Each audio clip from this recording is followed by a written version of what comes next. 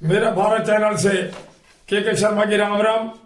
आज हम चर्चा करेंगे यूजीसी के उस बिल पर कि जिस बिल के में नया बदलाव होने से देश भर में छात्र संगठन जो साधारण कैटेगरी के हैं वो सड़कों पर आ गए हैं और वो डिमांड कर रहे हैं कि इस बिल को वापस लिया जाए या इस बिल में बदलाव कर दिया जाए। इसके लिए हम थोड़ा सा पीछे की ओर जाते हैं। ये 2016 में हैदराबाद में एक विद्यार्थी जिसका नाम था रोहित वेमुला, वो पीएचडी का छात्र था और कास्टिज्म के तहत डिस्क्रिमिनेशन होने से जाति पर आधारित शोषण या टॉर्चर होने से उसने सुसाइड कर लिया था। इसके अलावा उसके बाद कुछ और केस देश भर में हुए। हालांकि देश 140 करोड़ की आबादी वाला देश, घटनाएं होना साधारण बात है, लेकिन जो नहीं होनी चाहिए। यही वजह है कि विश्व की सभी यूनिवर्सिटियों में 100 नंबर में भी हमारे देश की किसी यूनिवर्सिटी का नाम नहीं आता। इन चीजों को देखते हुए सुप्रीम कोर्ट में रोहित वेमुला का केस चला। उस दौरान सुप्रीम कोर्ट ने सरकार को निर्देश दिया कि यूजीसी में बदलाव करके एक ऐसा नियम लाया जाए जो कि भेदभाव को दूर करने वाला हो। उस नियम के तहत कॉलेजों में, यूनिवर्सिटियों में जाति, धर्म, लिंग, विकलांगता और जन्म स्थान से संबंधित भेदभाव की शिकायतें बंद हो जाएं। किसी भी छात्र के साथ इसी आधार पर कोई भेदभाव नहीं होना चाहिए। इस बात पर आप कड़ा कानून बनाइए ताकि हमारे देश में ये भेदभाव समाप्त हो। ये कानून पहले जो था उसमें SC ST थे, लेकिन अब जो यूजीसी में बदलाव हुआ है मैं आपको बताऊं कि उसमें SC ST प्लस OBC जोड़ दिया गया। अब SC ST प्लस OBC को जोड़ें तो ये 76% से भी ऊपर बनते हैं, लेकिन इसके लिए 13 से 15 जनवरी के बीच समानता के नाम पर एक बिल लाया गया जिसका नाम है promotion of equity in higher education in institute के नाम से। और उस बिल के अंदर यह डायरेक्शन दी गई कि सभी कॉलेजों में, चाहे सरकारी हो चाहे प्राइवेट हो, सभी यूनिवर्सिटियों में इक्विटी कमेटी बनाई जाए और इक्विटी अपॉर्चुनिटी सेंटर बनाए जाएं। उसके तहत यह दिया गया कि 24 घंटे में, 7 दिन 24 घंटे वो जो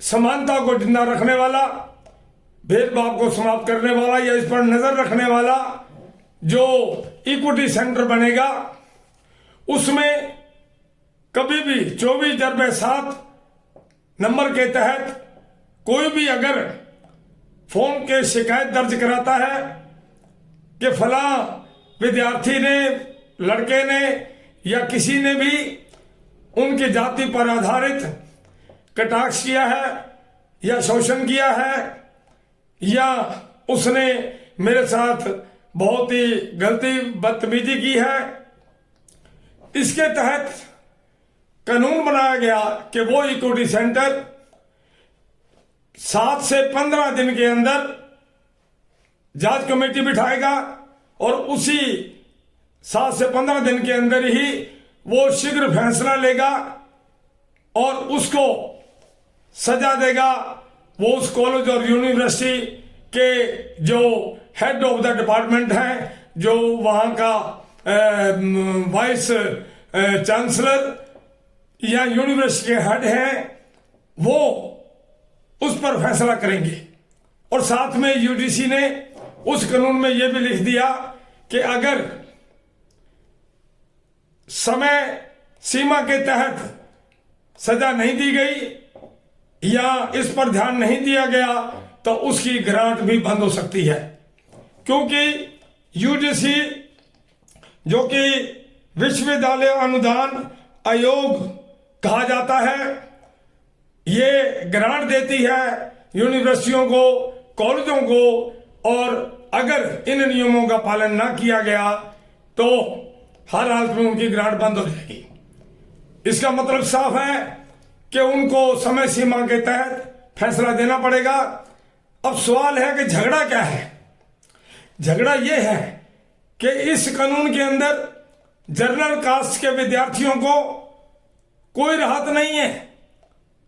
उसमें जो शिकायतकर्ता होगा उसके तहत जो कमेटी बनेगी उसमें कौन होगा? एससी के होंगे, एसटी के होंगे, आदिवासी होंगे और ओबीसी के होंगे और महिलाएं होंगी। ये उस कमेटी के मेंबर होंगे। उसमें जनरल कास्ट का कोई भी मेंबर नहीं होगा। और इसके अलावा इसमें जो भयानक बात है कि ओबी जिसने जो शिकायत करता है उसे सिद्ध करने की जरूरत नहीं है। जिसकी शिकायत की गई है, जो आरोपी है, वही सिद्ध करेगा कि मैंने ये काम नहीं किया या मैं निर्दोष हूं या मैं दोषी हूं। इस बात को सिद्ध वो करेगा। प्रश्न ये है कि आज जनरल कास्ट के छात्र जो सड़कों पर आ गए हैं वो कहते हैं कि ये क्या जरूरी है कि जनरल कास्ट के छात्रों के साथ जाति नहीं होगी। जनरल कास्ट के छात्रों के साथ कोई भेदभाव नहीं करता। जनरल कास्ट के छात्रों के साथ अगर कोई झूठा आरोप लगा देता है तो जनरल कास्ट का जो छात्र है वो कहां जाएगा? क्योंकि जब फैसला दे देगा वो आयोग, इक्विटी सेंटर फैसला दे देगा, उसके बाद वो उसको चार्जशीट भी दे सकता है, उसको हमेशा के लिए निकाल भी सकता है और उसका जीवन इस तरीके से बर्बाद हो सकता है। आज छात्र जो संगठन सड़कों पे आ गए हैं वो अपनी जगह सही है।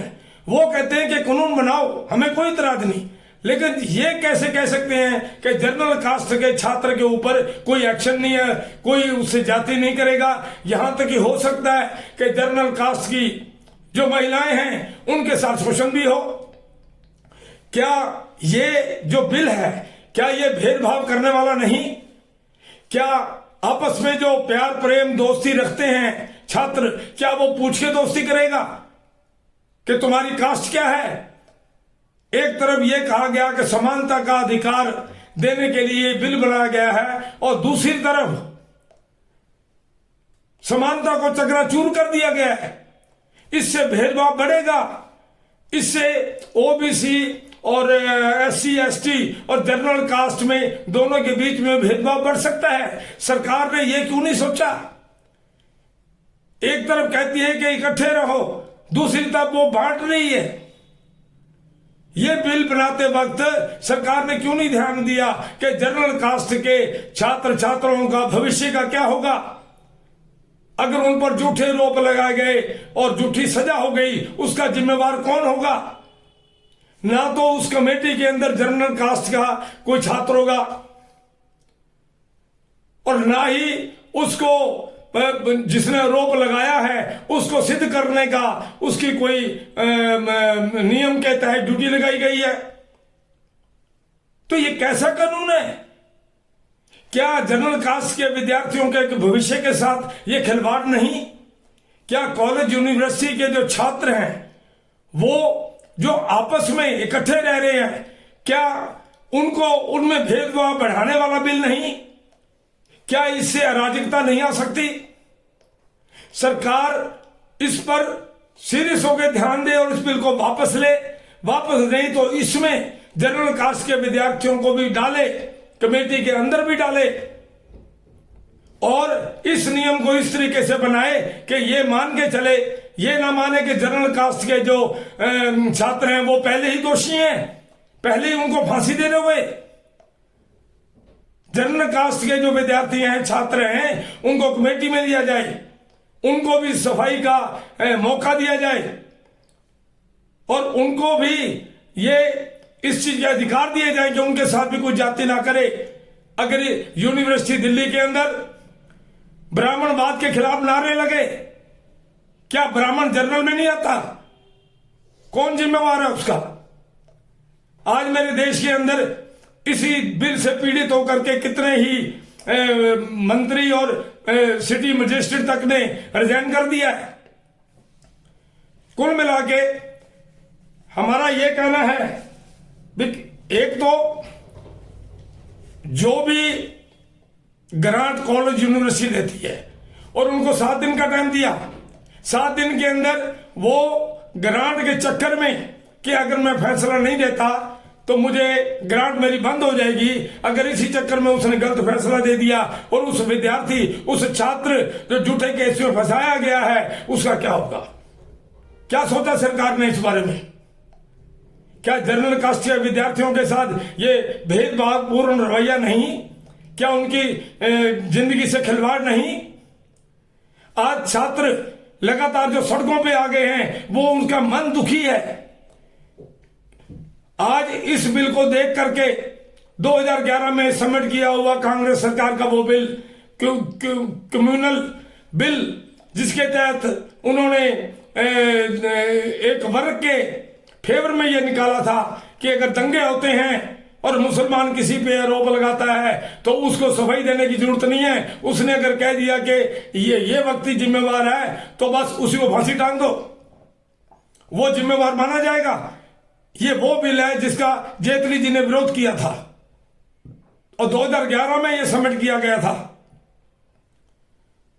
उस बिल में और इस बिल में क्या अंतर है? जिस बिल का 2011 में भारतीय जनता पार्टी ने विरोध किया, आज भारतीय जनता पार्टी सरकार उसी बिल को उसी रूप में एक किस्म का लाने जा रही है कि विश्वविद्यालय कॉलेजों के अंदर जनरल कास्ट के छात्रों का कोई उसको सफाई का मौका भी वही करेगा और जो दूसरे ने कह दिया वो सिद्ध नहीं करेगा कि इसने मेरे को ये कहा। क्या फर्क है उस बिल में और इस बिल में?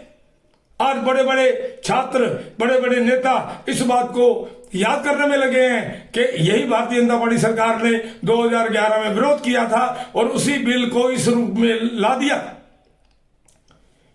क्योंकि यूनिवर्सिटी ग्रांट कमीशन जो है वो उसी को देगा जो इस बिल के हिसाब से चलेगा। और अगर ये बिल लागू हो गया तो याद रखिए कि बहुत से छात्रों के साथ, भविष्य के साथ खिलवाड़ होगा और देश में इसका बहुत ही गलत असर होगा। समानता की बजाय असमानता हो जाएगी। ये बिल समानता का ना होकर के भेदभावपूर्ण रवैया रखने वाला बिल है। लिहाजा मैं समझता हूं सरकार इस पर दोबारा विचार करे ताकि जो छात्र सड़कों पे निराश होकर नारे लगा रहे हैं वो उनके मन को शांति मिले। और अगर बिल लाना ही है तो इस पर दोबारा समीक्षा की जाए और ऐसा बिल लाया जाए कि सबको समानता का अधिकार मिले। धन्यवाद।